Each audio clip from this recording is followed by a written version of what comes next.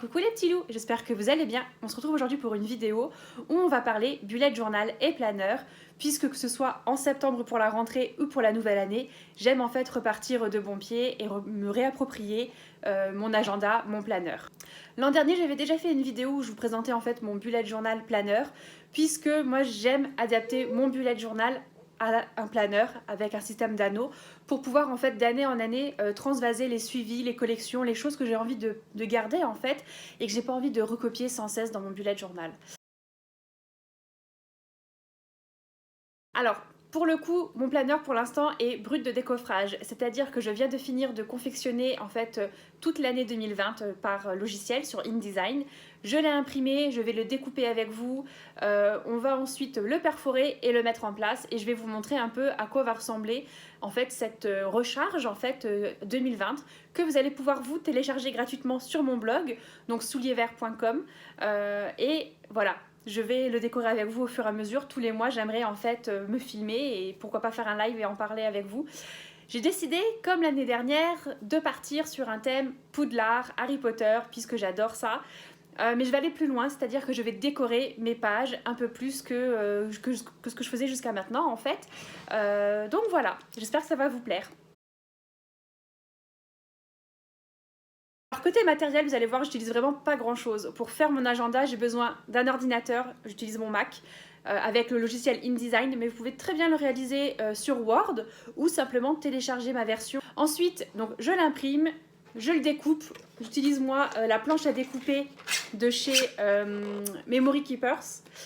Avant, je le faisais au ciseau, mais ça me prenait un temps fou, ou alors au cutter avec une règle.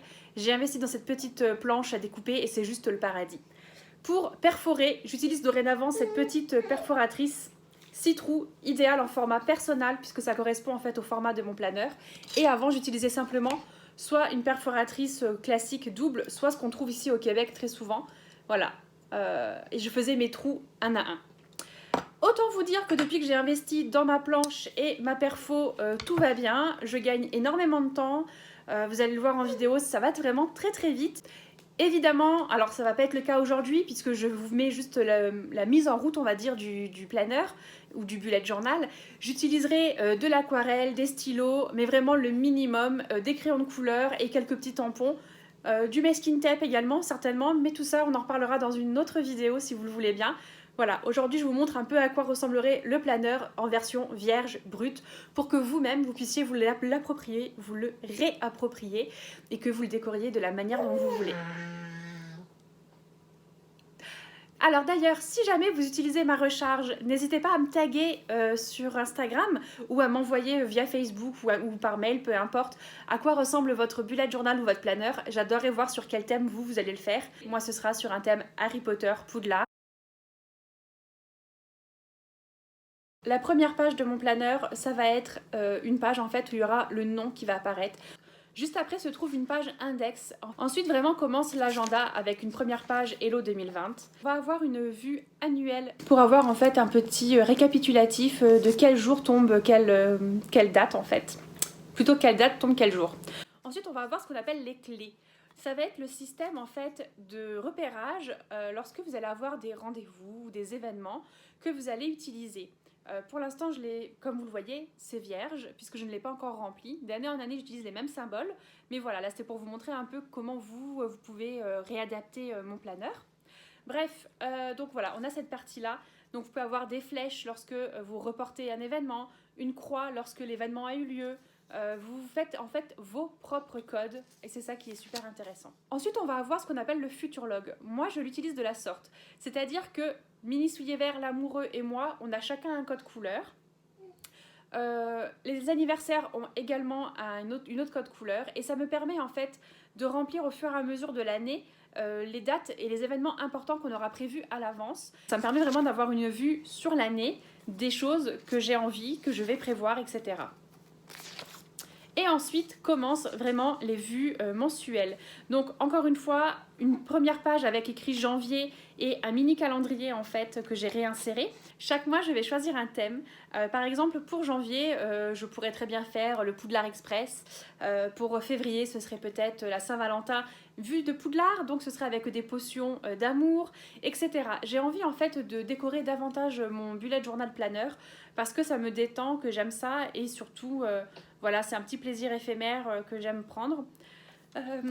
Juste après, donc on va avoir la page du mois en cours en fait, avec des petites cases, pareil où je vais marcher par code couleur, donc je vais mettre un petit cercle rouge, vert, bleu, jaune, peu importe la couleur selon ma thématique, si c'est rendez-vous médecin, si c'est une publication blog, si c'est un rendez-vous, je ne sais pas moi, un concert, je vais avoir en fait ce code couleur là et je vais donc pouvoir lister mes rendez-vous. J'ai également prévu une page objectif et to-do list ainsi que des notes parce que j'aimerais dorénavant me faire en fait des listes au mois et plus forcément à la journée parce que je ne les tiens pas. Voilà, j'ai vraiment du mal, je prévois toujours énormément de choses. Donc j'ai décidé voilà, de faire des objectifs plutôt mensuels et de voir si je peux m'y tenir. Ensuite, on va avoir ma vue hebdomadaire, donc c'est-à-dire de ma semaine. Elle se compose de colonnes en fait. J'aime encore fonctionner comme un emploi du temps scolaire. Ça doit être mon côté ancien étudiante tardive ou alors enseignante qui aime ça. Je mets plus d'horaire simplement parce que je ne, voilà, j'ai pas forcément de rendez-vous à heure fixe et j'ai plutôt des choses à faire à la journée et également quelques rendez-vous à noter. Mais voilà, sinon si je mettais que des horaires, j'étais un peu coincée, j'avais envie de dire. Donc je ne fonctionne plus comme ça. Sur la gauche, j'ai également fait une to-do à la semaine puisque je vais avoir mes objectifs mensuels, mais j'ai également des choses à faire toutes les semaines. Ça peut être des rendez-vous médicaux, ça peut être, je sais pas moi, trier les papiers la semaine là, des objectifs administratifs, des objectifs pour le blog ou pour Mini Souliers Verts, peu importe. Donc voilà, ce sont mes petits challenges, défis ou to-do list, des choses à faire de la semaine. Et enfin, il y a une petite case citation motivation. En fait, j'ai décidé de m'écrire toutes les semaines une petite citation positive afin de me rebooster, de me donner le moral, de sourire quand je la verrai. Donc je la compléterai en général en tout début de mois. Donc là, comme vous pouvez le voir, on est la première semaine de janvier et il n'y a encore rien qui n'est fait. Simplement, j'ai pas eu le temps, mais je vais rattraper tout mon retard ce soir en regardant une bonne petite série et en me faisant monter. Bref, lorsque je ne mettrai pas de citation, pourquoi pas juste faire un petit dessin, un petit doodle, en lien ou non avec Harry Potter, on verra. Et voilà, et en fait, donc jusqu'au mois de décembre, vous allez avoir tout mon planeur organisé comme ça pour la partie agenda. Aujourd'hui, je vous ai présenté uniquement que cette partie-là. Par la suite, je ferai d'autres vidéos où je vous montrerai en fait comment j'organise le reste de mon agenda et comment je le décore. Chaque bullet journal, chaque planeur est différent, à vous de vous le réapproprier, de vous l'approprier de la manière dont vous souhaitez. C'est ça qui est génial en fait avec un Bujo ou un planeur.